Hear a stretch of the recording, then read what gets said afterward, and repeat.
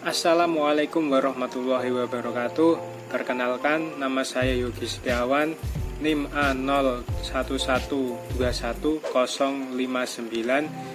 Saya dari kelas TPFB 2021. Video ini saya buat untuk memenuhi tugas pengendalian persediaan. Oke, langsung saja kita ke pembahasannya. Sebelum masuk ke materi pengendalian persediaan, apakah dari kalian ada yang mengetahui urutan proses produksi? Urutan proses produksi itu berawal dari bahan mentah. Bahan mentah itu seperti kayu-kayu log yang belum diproses. Setelah itu ada bahan baku. Bahan baku itu merupakan kayu-kayu log tadi yang sudah dipotong sesuai dengan ukuran. Setelah itu lanjut ke proses produksi. Proses produksi ini terjadi di industri. Kemudian setelah proses produksi dihasilkannya produk jadi. Produk jadi ini bisa seperti furnitur.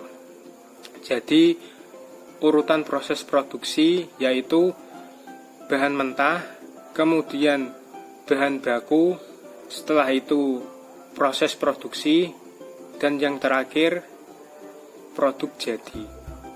Kemudian kenapa sih adanya persediaan?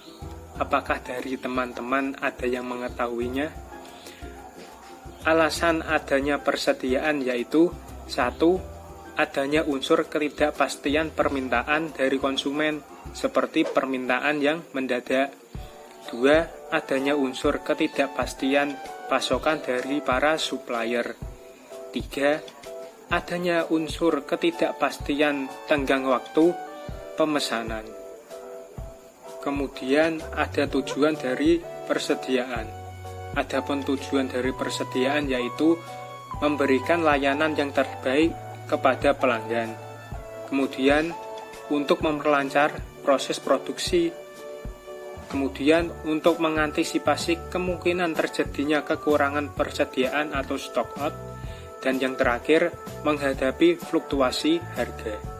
Adapun sasaran akhir pengendalian persediaan yaitu menghasilkan keputusan tentang persediaan yang menyeimbangkan tujuan persediaan dengan biaya yang dikeluarkan.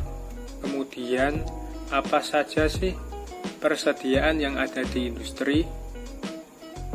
Persediaan yang ada di industri, yang pertama ada persediaan bahan baku. Persediaan bahan baku ini tergantung pada industrinya. Seperti di industri furnitur ada bahan baku kayu, rotan, dan sejenisnya. Kemudian ada bahan pembantu. Bahan pembantu ini seperti hardware furnitur, cat, klem, lem, dan lainnya. Kemudian ada barang dalam proses. Ini adalah barang yang sedang diproses, yang terjadi di proses produksi di industri.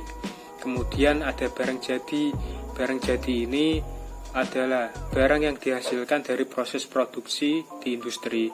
Kemudian ada persediaan suku cadang. Persediaan suku cadang ini jika sewaktu-waktu mesin di industri mengalami masalah bisa segera diperbaiki dengan cepat.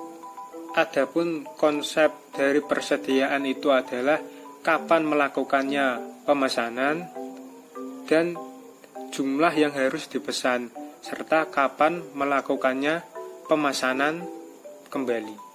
Kemudian ada pendekatan dalam persediaan. Yang pertama, pendekatan titik pemesanan kembali atau reorder point approach. Yang kedua, pendekatan tinjauan periodik atau periodic review approach. Yang ketiga, materi recruitment planning approach. Yang pertama ada pendekatan reorder point approach. Untuk penjelasannya sebagai berikut. Jumlah persediaan tetap setiap kali melakukan pemesanan. Jika persediaan mencapai jumlah tertentu, dilakukan pemesanan kembali. ROP dilakukan apabila persediaan cukup untuk memenuhi kebutuhan selama waktu tenggang pemesanan. Kemudian, perlu pengecekan persediaan secara fisik atau penggunaan catatan secara teratur untuk menentukan kapan pemesanan harus dilakukan. Yang kedua, ada pendekatan periodic review approach. Penjelasannya sebagai berikut. Jumlah persediaan ditinjau pada internal waktu yang sama. Pada setiap tinjauan, dilakukan pemesanan kembali dengan jumlah yang bervariasi agar persediaan mencapai jumlah yang diinginkan. Kemudian, jumlah pemesanan kembali didasarkan pada jumlah maksimal yang ditetapkan untuk setiap item persediaan. Dan yang terakhir, cocok untuk pedagang eceran ataupun swalayan. Yang ketiga, ada material requirement planning approach. Penjelasannya sebagai berikut. Sistem yang dirancang secara khusus untuk permintaan secara bergelombang yang dependent. Sistem ini akan memberikan solusi mengenai jumlah barang yang dibutuhkan, barang apa saja yang dibutuhkan, dan kapan barang tersebut dibutuhkan. Umumnya, perusahaan yang memanfaatkan sistem MRP tidak akan mengalami kekurangan atau kelebihan stok bahan. Sistem akan selalu membuat estimasi terkait pengolahan bahan baku menjadi produk. Bahkan, sistem tersebut bisa menjadwalkan pengirimannya secara otomatis. Oke, kita lanjut ke materi yang kedua tentang biaya persediaan. Biaya persediaan itu meliputi biaya pemesanan, biaya penyimpanan, biaya kekurangan persediaan, biaya yang dikaitkan dengan kapasitas, dan yang terakhir, biaya bahan atau barang itu sendiri. Untuk penjelasannya sebagai berikut. Yang pertama ada biaya pemesanan. Biaya pemesanan penjelasannya sebagai berikut. Biaya yang dikaitkan dengan usaha mendapatkan bahan atau barang dari luar. Biaya pemesanan dapat berupa biaya penulisan pesanan, biaya pemrosesan pesanan, biaya materai atau perangko, biaya faktur, biaya pengetesan, biaya pengawasan, dan biaya transportasi. Kemudian, semakin besar frekuensi pembelian, semakin besar biaya pemesanannya. Yang kedua ada biaya penyimpanan. Dalam biaya penyimpanan ada 3 biaya lainnya, yaitu 1. Biaya modal, biaya simpan, dan biaya resiko. Adapun penjelasan tentang biaya penyimpanan yaitu beberapa komponen biaya penyimpanan secara relatif sangat kecil, tetapi secara total biaya penyimpanan ini cukup besar. Beberapa studi menunjukkan bahwa biaya penyimpanan berkisar 35% dari nilai persediaan. Sebagian besar biaya penyimpanan merupakan biaya modal atau opportunity cost. Yang ketiga ada biaya kekurangan persediaan.